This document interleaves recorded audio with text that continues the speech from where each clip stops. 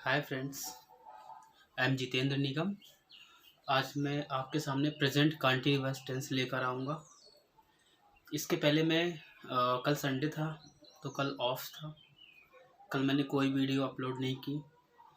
Complex मैंने पढ़ाया था, कॉम्प्लेक्स के बाद कल ऑफ था और आज आपको मैं प्रेजेंट कंटीन्यूअस टेंस लेके आया हूँ जो स्पीकिंग के लिए बहुत ही ज़्यादा इम्पोर्टेंट है। ठीक है, तो और ये इसमें अक्सर क्या होता है कि प्रेजेंट कंटिन्यूअस में काम को जारी रखना है। जैसे वह खाना खा रहा है तो वो खाना खा रहा है, अभी खा नहीं चुका है, यानी काम उसका जारी है। ठीक है, तो कोई भी काम अगर हमारा जारी रहता है, चल रहा होता है, ठीक है, तो वहाँ पे हम क्या लगाते हैं? प्रेजेंट कंटिन्यूअस टेंस की बात करते हैं। ठीक है, उसकी जो हेल्पिंग वर्ब होती है इज एम आर होती है। ठीक है, और मैंने देखा आप लोग वीडियो लाइक कमेंट्स और सब्सक्राइब नहीं कर रहे हैं, तो मैं आपसे यही रिक्वेस्ट कर रहा हूँ बार बार कि आप कर दें, ताकि मैं फुल जोश के साथ आपको और अच्छी वीडियो लाऊं और अच्छे नए तरीके से मैं आपको पढ़ाऊं। ठीक है, तो मेरा आपसे यही रिक्वेस्ट है। आज हम बात करेंगे प्रेजेंट कंटिन्यूअस टेंस के बारे में, तो चलिए अपन उसी के बारे में बात करते हैं।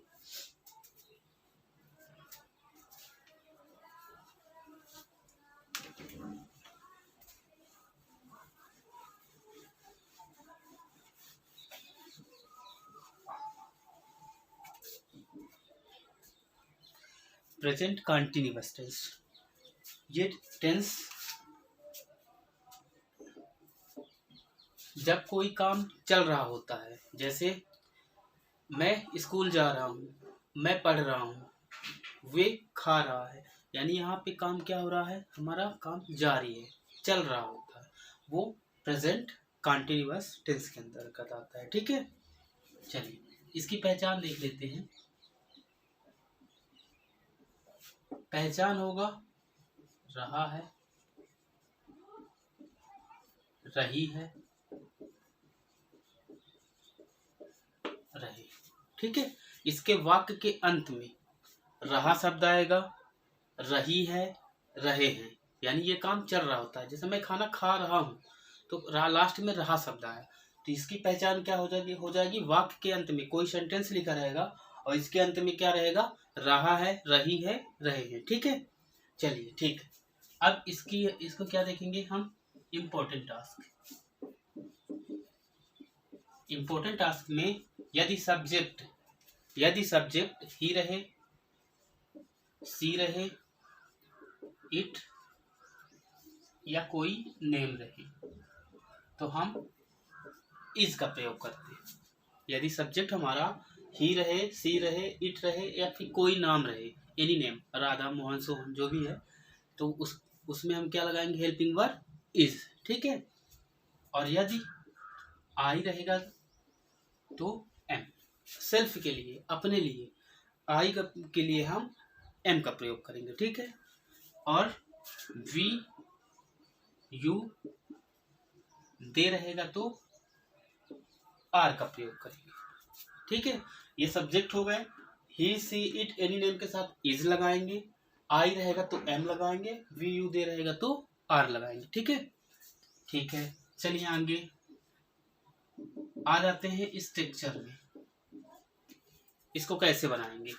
तो सबसे पहले देखिए, सब्जेक्ट रखते हैं प्लस, अब सब्जेक्ट के बाद जो हमारी हेल्पिंग वर्ब आएगी, कोई भी टेंसेस हो, चाहे प्रेजेंट कंटिन्यूअस पढ़े, चाहे प्रेजेंट परफेक्ट टेंस पढ़े, चाहे प्रेजेंट परफेक्ट कंटिन्यूअस टेंस पढ़े, कोई भी टेंस पढ़ेंगे, इसका अफर्मेटिव, सॉरी ये अफर्मेटिव सेंटेंस है।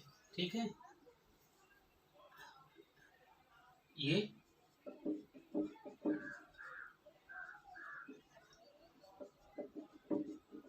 अफर्मेटिव सेंटेंस का पढ़ रहे हैं। ठीक है, प्रेजेंट कंटिन्यूअस टेंस के अंदर सेंटेंस आते हैं, तो पहला नंबर अफर्मेटिव सेंटेंस है, या तो इसको सिंपल सेंटेंस भी बोलते हैं या तो पॉजिटिव सेंटेंस भी बोलते हैं। ठीक है, तो अफर्मेटिव सेंटेंस है ये। ठीक है, अफर्मेटिव सेंटेंस में, ठीक है, अगर important task he, she, it, any name रहेगा, यानी सब्जेक्ट हमारा he, she, it, any name रहेगा तो इज लगाएंगे, आई रहेगा तो एम लगा देंगे, वी यू दे रहेगा तो आर लगा देंगे। ठीक है, और इसके बाद सभी के साथ वर्ब के साथ क्या जोड़ देंगे? आईएनजी जोड़ते हैं। ठीक है, सभी के साथ क्या इसमें जोड़ देंगे? आईएनजी जोड़ देंगे। ठीक है, और अब इसके बाद हम क्या देखेंगे, एक बार फिर मैं रिपीट कर रहा हूँ। यदि सब्जेक्ट ही रहे, सी रहे, इट या फिर कोई नाम रहेगा तो इज लगाएंगे, यदि आई रहेगा तो एम लगाएंगे, यदि वी यू दे रहेगा तो आर लगाएंगे। और इन सभी के बाद जो हमारा सब्जेक्ट फिर ये हेल्पिंग वर्ब रखते हैं, फिर वर्ब रखते हैं। जो वर्ब है तो वर्ब में हम क्या जोड़ देंगे? आईएनजी। ठीक है, स्ट्रक्चर देखते हैं, समझ में आ जाएगा। जैसे हम पहले क्या रखते हैं? सब्जेक्ट, फिर is, am, are plus verb के साथ आईएनजी और फिर लास्ट में ऑब्जेक्ट। ठीक है, पहले हमने सब्जेक्ट रख दिया, फिर इसके बाद सब्जेक्ट रखने के बाद ये इज एम आर रखते हैं। इज एम आर रखने के बाद वर्ब के साथ क्या जोड़ देंगे? आईएनजी जोड़ देंगे। ठीक है, और फिर लास्ट में ऑब्जेक्ट रख देंगे। ठीक, चलिए इसका एग्जांपल देखते हैं। वे बाजार जा रहे हैं। ठीक है, वे बाजार जा रहे हैं। अब यहाँ पे देखिए हम किसकी बात कर रहे हैं? वे, यानी सब्जेक्ट हमारा क्या है? दे। दे मीन्स वे होता है, दे के साथ क्या लगाएंगे? आर। तो सबसे पहले हम सब्जेक्ट रखेंगे, सब्जेक्ट हम दे रख देंगे। ठीक है, दे। लेकिन में is am are, is am are में क्या लगाएंगे? दे शब्द है तो क्या लगा देंगे? ये देखिए आर लगा देंगे। They are. वर्ब क्या हमारा? जाना, जा रहा है, जाना। मैंने बताया था कि वर्ब की पहचान लास्ट में ना शब्द रहेगी, जाना या जा रहा है, लास्ट में जा तो गो। अब गो के साथ मैंने क्या बोला था? वर्ब में लगेगा आईएनजी। तो गोइंग टू, ऑब्जेक्ट क्या है? मार्केट। ठीक है, यानी सब्जेक्ट का जो उद्देश्य होता है, द सेड अबाउट सब्जेक्ट, यानी जब सब्जेक्ट के बारे में जब हम कहते हैं कि सब्जेक्ट का उद्देश्य क्या होता है, काम क्या करता है, वहां पे हम क्या लगा देते हैं? वही हमारा ऑब्जेक्ट कहलाएगा। क्लियर? जैसे एक एग्जांपल हम रखते हैं, और Ram is teaching and English. ठीक है, Ram is teaching and English. ठीक है, तो सब्जेक्ट राम हो गया, राम यानी कोई नाम है, तो हमने यहाँ पे क्या लगा दिया? इज लगा दिया। ठीक है, और आगे का हमारा पूरा फार्मूला वही रख देंगे, बस इजी है। ठीक है, जैसे मैं आपको बता रहा हूँ, मैं पढ़ा रहा हूँ तो आई एम टीचिंग। मैं कक्षा में पढ़ा रहा हूँ, I am teaching in class. ठीक है, और मैं स्कूल जा रहा हूँ, I am going to school. ठीक है, मैं खाना खा रहा हूँ, आई एम ईटिंग फूड। तो ऐसे ही हम इन हेल्पिंग वर्ब के माध्यम से और ये स्ट्रक्चर के माध्यम से हम एग्जाम्पल बना लेंगे और बोल भी लेंगे, और ये स्पीकिंग के लिए सबसे इम्पोर्टेंट है। ठीक है, इसको पॉज कर लीजिए और लिख लीजिए।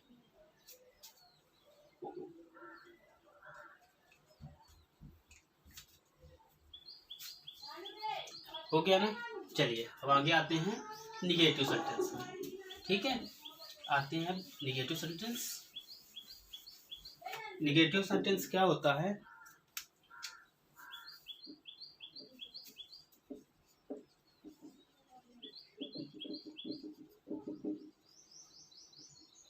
निगेटिव सेंटेंस यानी कोई भी चीज नकारात्मक हो, नहीं शब्द आए।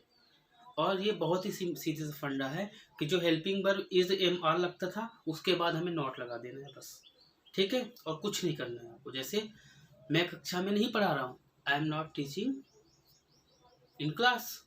वे बाजार नहीं जा रहे, they are not going to market. ठीक है, वे क्रिकेट नहीं खेल रहे हैं, they are not playing cricket. ठीक है, चलिए अपन आते हैं इसका और इसकी पहचान रहा रही वही शब्द रहेंगे। ठीक है, हम आते हैं इम्पोर्टेंट टास्क में। इम्पोर्टेंट टास्क में देखिए, यदि ही रहे, सी रहे, इट या कोई नाम रहे तो इज लगाते थे, अब यहाँ पे क्या लगा देंगे, नॉट। आई रहेगा तो एम नॉट लगा देंगे, ठीक है। वी रहे, यू रहे, दे रहे तो और नॉट लगा देंगे, बस। और यहाँ पे क्या करना है हमको, जो स्ट्रक्चर बनाना है जहाँ इज एम आर लगता था उसके बाद नॉट लगा देना है, बस। जैसे देखिए स्ट्रक्चर क्या होता था, सब्जेक्ट रखते थे, इज एम आर रखते थे, प्लस नॉट लगा देंगे, और वर्ब के साथ तो आई एन जी चलेगी ही, ठीक है। और ये लास्ट में ऑब्जेक्ट, देखिए इज एम आर हुआ, इसके बाद सिर्फ नॉट लगा देना है और कुछ नहीं करना, बाकी वही सब रखा रहेगा। ऐसे एग्जाम्पल भी हम कभी बोलेंगे तो सिर्फ हेल्पिंग वर्ब के बाद नॉट रख देंगे। जैसे एग्जाम्पल जैसे देखते हैं, वे कक्षा में नहीं पढ़ा रहे हैं। देखिए ये रहा शब्द आया, प्रेजेंट कंटीन्यूअस टेंस का हो गया, ठीक है। अब यहाँ पे नहीं शब्द है तो समझ जाइए निगेटिव सेंटेंस है। अब निगेटिव सेंटेंस का स्ट्रक्चर क्या होता है, ये। अब इसके हिसाब से आप रख दीजिए। वे है तो दे के साथ क्या लगाते हैं, आर। सब्जेक्ट हमारा क्या है, दे। दे के बाद क्या लग जाएगा, और नॉट। दे और नॉट, दे लग गया, फिर और लग गया, फिर नॉट लग गया। अब वर्ब क्या है, पढ़ाना। टीच, टीच के साथ क्या लगता है, आई एन जी। टीचिंग, कहाँ पढ़ा रहा है, क्लास में पढ़ा रहा है, ठीक है, इन क्लास, ठीक है, क्लियर। चलिए तो ये इजी एग्जाम्पल है, बहुत ज़्यादा इजी है, सिर्फ इसको इज नॉट, एम नॉट और नॉट यही सब लगाना है इसमें, ठीक है। आते हैं इंट्रोगेटिव में। इंट्रोगेटिव सेंटेंस में इसको पॉज कर लीजिए और स्क्रीनशॉट ले लीजिए या फिर लिख लीजिए नोट्स में। मैं एक एग्जांपल बनाया हूँ, ऐसे बहुत सारे आप एग्जांपल बनाइए। वो बाजार नहीं जा रहा, वो क्रिकेट नहीं खेल रहा है ना, मैं आज है ना स्कूल नहीं जा रहा हूँ, ऐसे बहुत सारे एग्जांपल है, ठीक है।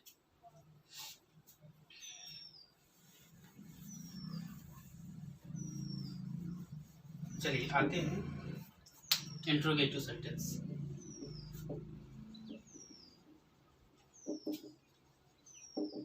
इंट्रोगेटिव सेंटेंस, इसमें भी वही करना है, जो इज एम आर था वो सब्जेक्ट के पहले रख देंगे बस, बाकी वही सब रहेगा। देखिए कैसे, इसका जो इम्पोर्टेंट टास्क तो वही रहेगा। यहाँ पे आप लिख दीजिए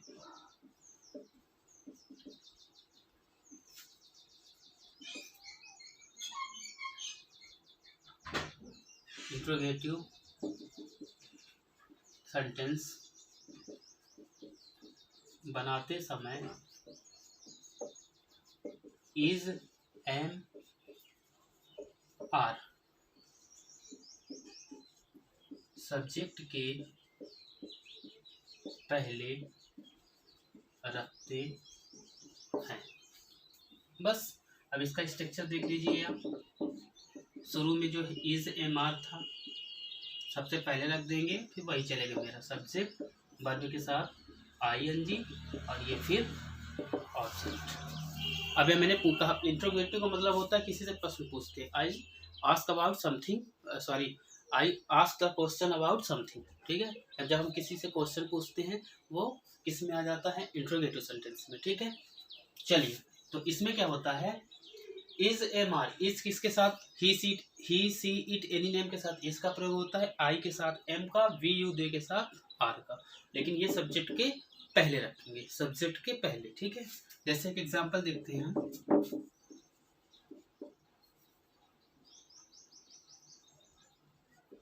जैसे तुम, सॉरी मैं कॉम्प्लेक्स वाला बताने लगा था, सिंपल में लीजिए, क्या तुम कक्षा 9वीं में नहीं पढ़ा रहे हो, सॉरी हाँ ठीक है, क्या तुम कक्षा 9वीं में पढ़ा रहे हो, और लास्ट यहाँ पे क्या हो जाएगा, क्वेश्चन मार्क हो जाएगा। देखिए यहाँ पे हम क्वेश्चन पूछ रहे हैं, क्या तुम कक्षा 9 में पढ़ा रहे हो, या फिर 9th क्लास में तुम पढ़ा रहे हो क्या, ठीक है। क्या तुम 9th क्लास में पढ़ा रहे हो। इसको अपन इंग्लिश में ट्रांसलेट करेंगे तो इसके अकॉर्डिंग देखिए, तुम है तो यू के साथ क्या लगता है, आर, आई आई वी आई के साथ एम, वी यू दे के साथ आर।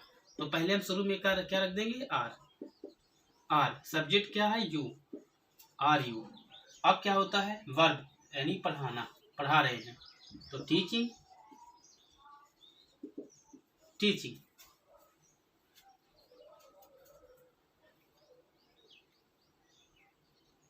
टीचिंग अभी अब बाकी का बचा क्या, object. Are you teaching in 9th class, are you teaching in 9th class. या फिर आप ऐसे भी बोल सकते हैं, are you teaching in class 9th, ठीक है, या फिर 9th क्लास, ठीक है। तो ऐसे है, एक एग्जांपल इजी लेके देखिए।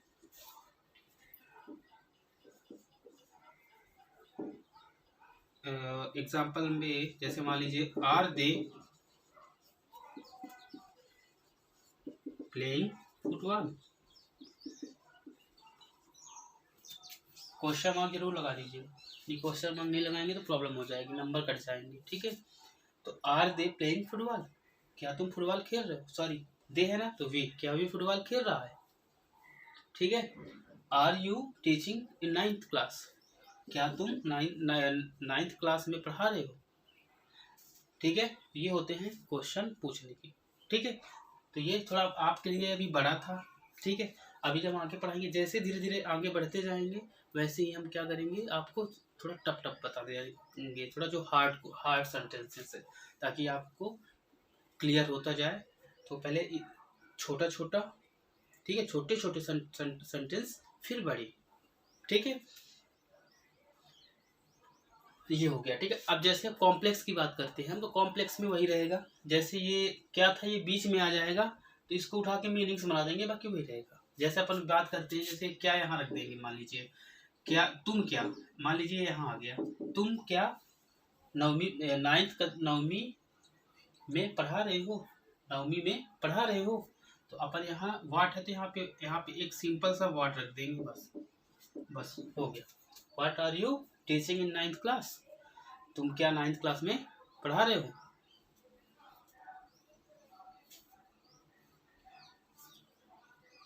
ठीक है। इसको पॉज कर लीजिए और लिख लीजिए।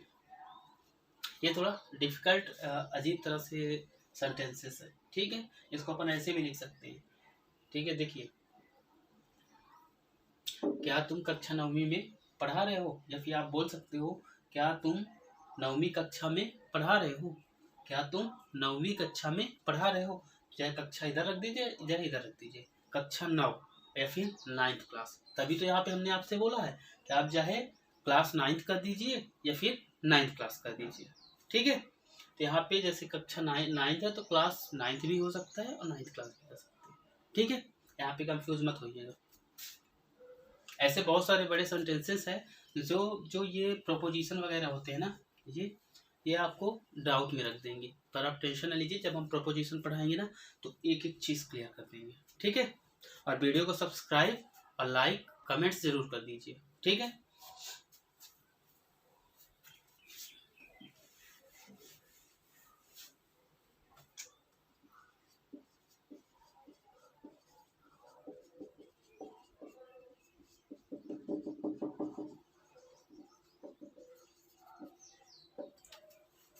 मैं अपना नंबर दे रहा हूँ, कभी कुछ भी प्रॉब्लम हो या फिर लगे कि मेरी कहीं गलती हो रही हो, ठीक है, तो आप मुझे जो है व्हाट्सएप पे मैसेज कर सकते हैं या कॉल कर सकते हैं, या फिर अगर आपको नहीं समझ में आ रहा है तो आप हमसे संपर्क कर सकते हैं, ठीक है। 9399857331 जितेंद्र निगम, ठीक है। आज के लिए इतना ही। और कॉम्प्लेक्स आप बनाइए, कॉम्प्लेक्स हम बीच बीच में आपको बताते रहेंगे, सिर्फ कुछ नहीं करना है, ये क्या शब्द आपको बीच में रख देना है, और बीच में रखेंगे तो उसको पहले मीनिंग्स बना देंगे, बाकी यही पूरा सेंटेंस रहेगा, सब यही रहेगा। अगर क्या शब्द यहाँ आ जाए या बीच में आ जाए तो उसको उठा के यहाँ पे व्हाट की मीनिंग बना देना है, बस, बाकी वही रहेगा। और जब इसका मान लीजिए अगर क्वेश्चन वर्ड बीच में है, जैसे यहाँ पे क्या तुम तुम क्या कक्षा नवमी में नहीं पढ़ा रहे हो? अगर क्वेश्चन मार्क बीच में है और नहीं भी शब्द है तो आपको मैंने बताया था अगली वीडियो में, जो मैंने इसकी पहले वीडियो बनाई है, कि आप क्या करना है, आपको सब्जेक्ट के बाद क्या रख देना है, सिर्फ नोट रख देना है। सब्जेक्ट आंख बंद करके नोट रख देना है, ठीक है। तो आज के लिए इतना ही, फिर मिलते हैं कल। और वीडियो को सब्सक्राइब और लाइक जरूर कर दीजिएगा और बेल आइकॉन बटन दबा दीजिएगा ताकि आपके पास नोटिफिकेशन आती रहे। ठीक, धन्यवाद, थैंक यू।